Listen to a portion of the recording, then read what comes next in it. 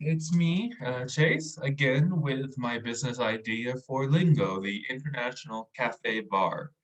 I'm going to do my 2-minute pitch, then I'm going to share some of the numbers, the finances that we were asked to share this week, as well as the location, the potential location for my business, and the business model canvas that I have updated for this week.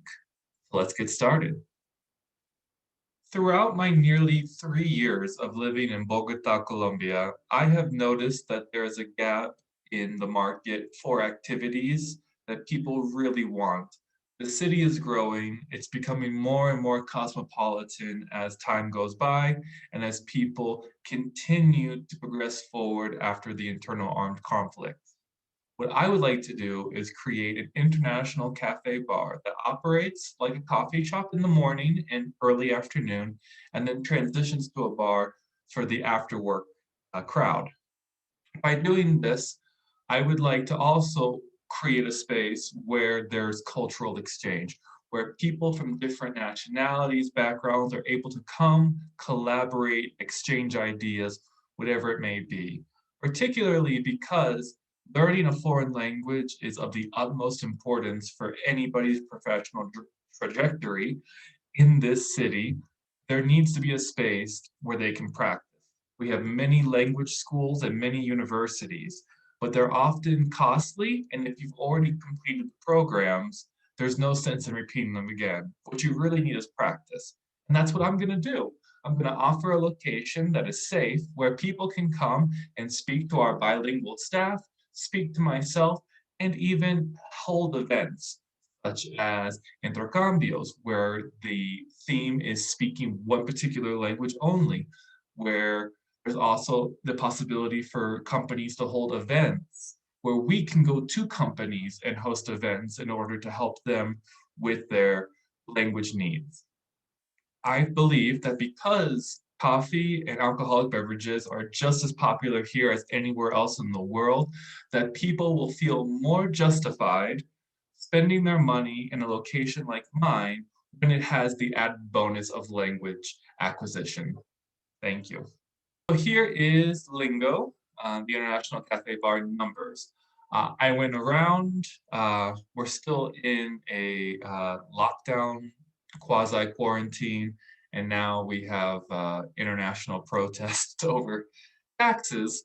But prior to that, on Tuesday, I went around and I saw the pricing for different sites where I would be interested in potentially having my business. And about 200 square feet, or sorry, 200 square feet, 200 square meters uh, costs about 1.5 million pesos, which at today's exchange rate puts it at somewhere between $400 to $500 a month. Not a lot of money for that size space. That would be 2 floors, good space for a bar. So if I multiply that by the monthly cost of the site rental, we're looking at 18 million pesos. That's somewhere between 5 and 6,000 US dollars.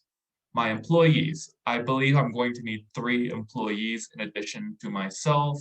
That would be one for the morning, one for the nighttime bar, and then one that kind of floats between the two of them as I float between the two of them. This is just to start off. Obviously, if I need more employees, I will hire them. 2 million pesos per employee for 3 employees over a year. So 3 times 12 is 36. So I would be paying 72 million pesos in salary. 2 million pesos is a little over twice the minimum salary here. That would be not an excuse me, I speak English, exuberant amount of money for anybody, but it is definitely on the higher side. This would be enough to hire somebody who is bilingual, who maybe has a teaching degree but doesn't have experience teaching. So the products will be about 3 million pesos a month, roughly $800 to $900. I spoke to my father-in-law, who has a very, very small mini store, and he spends about 250,000 pesos in beer and snacks that he sells to people who either eat those snacks and drink the beer at his site or take it with them. He doesn't have the biggest business or the highest customer count, so I figured I will probably be at least triple what his needs are. Supplies.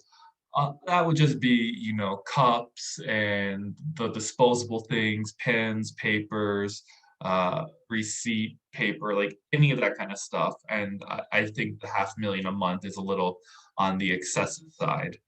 Same thing with utilities. Uh, I don't spend more than 100,000 pesos a month in my apartment for water, electric, and gas. So I understand it's just me, but I don't really see, and I've talked to some other people, like I don't think it's going to exceed 500,000, at least not initially.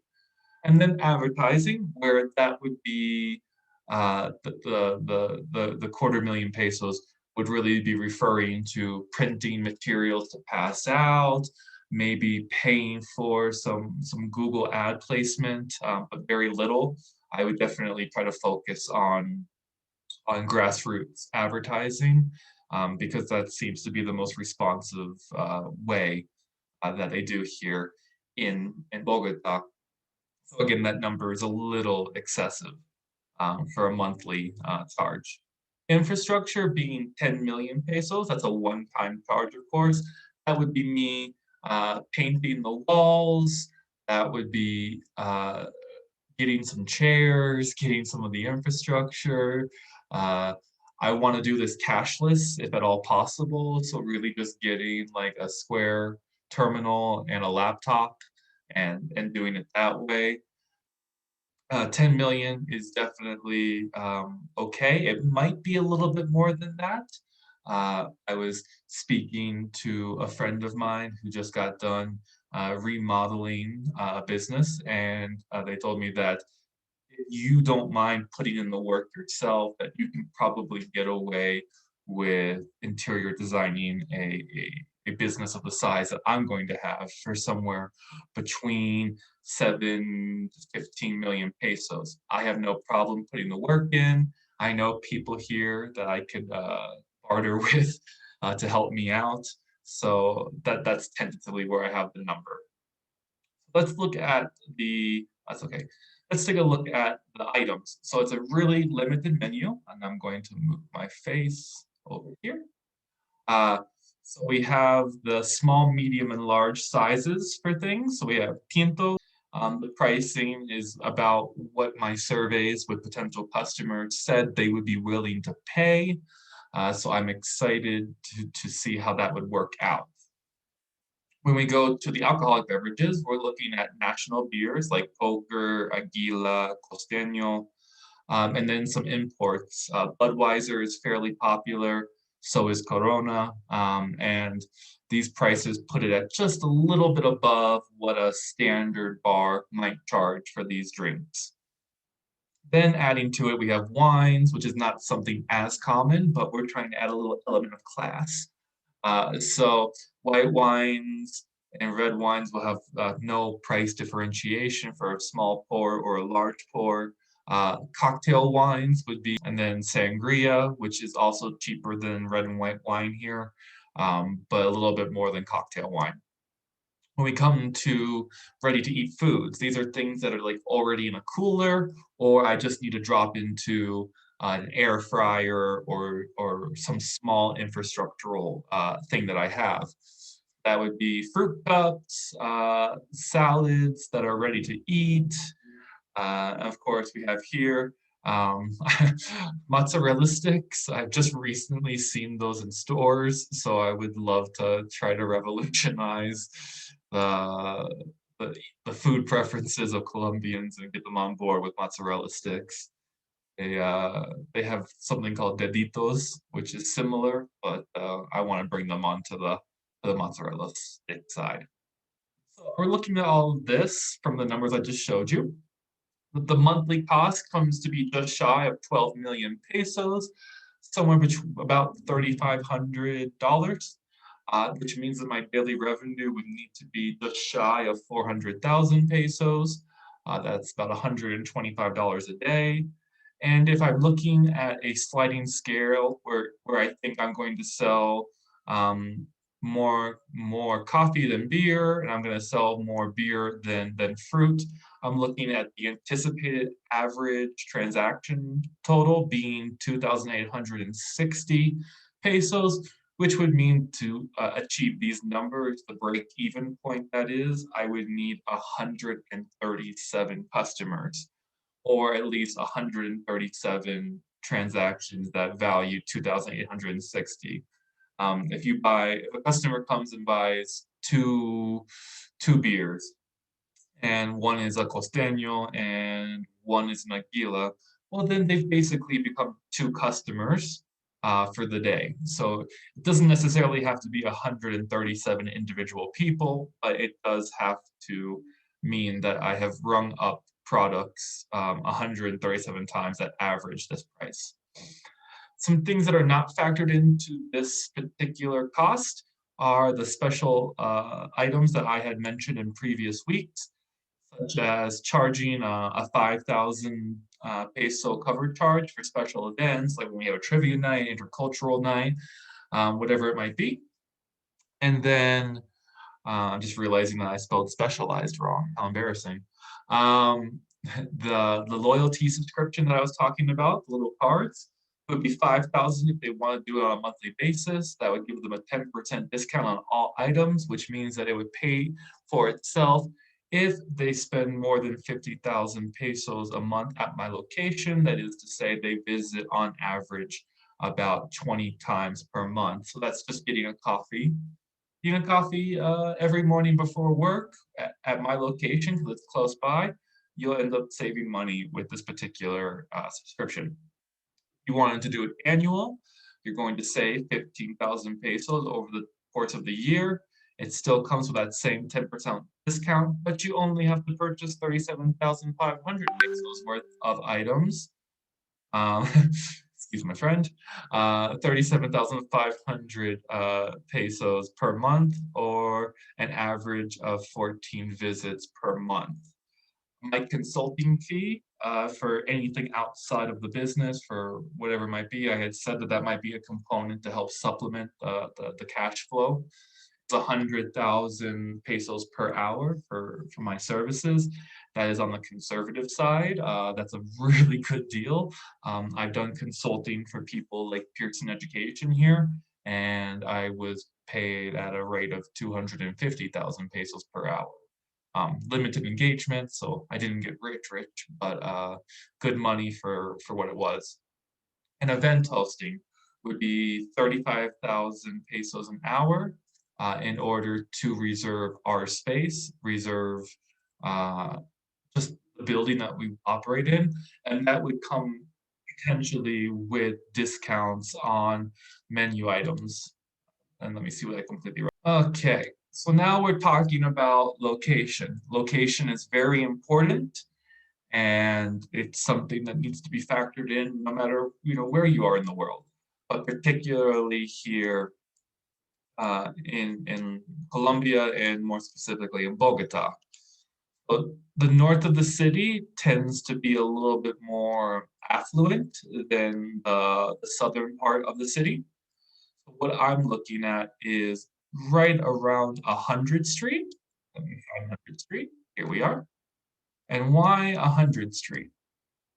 Or this particular area, obviously this is 94th Street, this is 92, because you can see that there are a lot of good things. You have Migración Colombia, which is where foreigners go to get their ID, and Ministerio de Relaciones Exteriores, which is where foreigners go to get their visa stamped in their passport.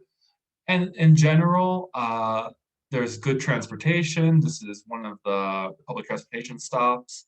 Uh, this is a higher end grocery store, Carulla. So you have safety, which is of utmost most importance, and you have the kind of professionals that would be interested in going to into your store. When you come down to 94 here, um, Villeray Park, these homes or these apartments, these condos in US dollars go for a half million and up. So I would be right in the good section for the kind of customer I want. It would be somewhat walkable for them. We're talking, 4 to 10 blocks to walk to my place. I can't be exactly in Billray because that's too expensive. But coming more towards 100th Street is where I can find the 1,500,000 per month rental fees for 200 square meters. This is about where I'm thinking. I know it probably doesn't mean anything to anybody. Maybe if I give it a satellite view, I'll take you in. Come on, person, let's visit. Let's visit 100th Street.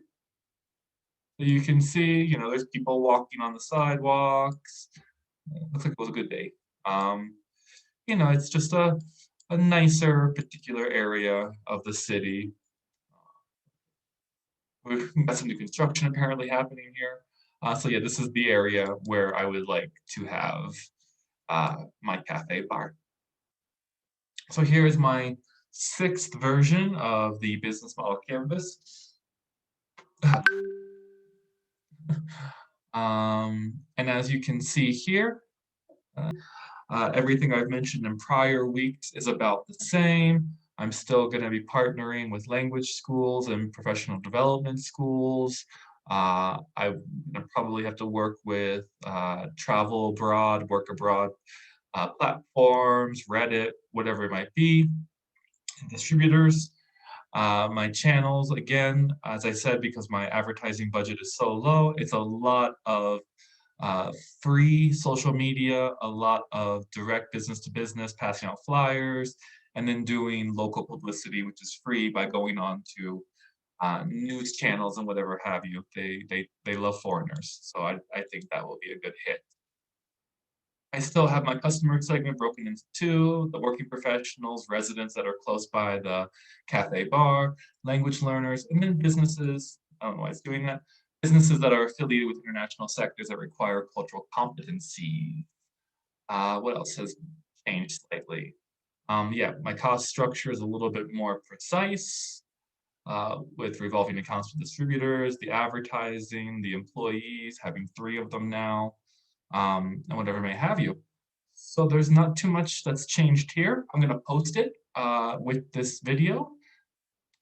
All right, guys. So thank you so much for watching. Please let me know what you think. And if you have any ideas for anything for this last week that's going to come, please let me know. Thank you so much for watching.